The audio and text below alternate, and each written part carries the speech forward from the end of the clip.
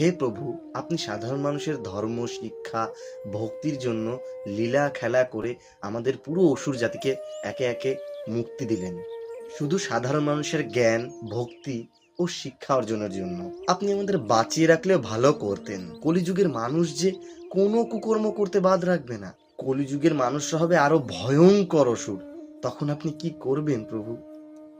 মানুষের জন্য যে শিক্ষা ধর্মের নির্মাণ আমি করেছি, সেটা মানুষের কোনো কাজেই লাগবে না, আমি জানি।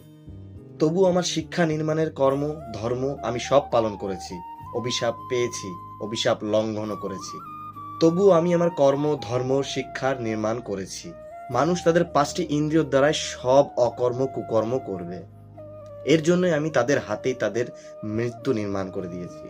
কলিযুগের মানুষ নিজের মাকে মারবে, প্রকৃতি ধ্বংস করবে, নিজের মৃত্যু নিজেই ডেকে আনবে। লিখে ফেলেছি তো সব, বাকিটা সময় পড়ে শোনাবে। প্রভু, আপনার লীলা বোঝা বড় দায়।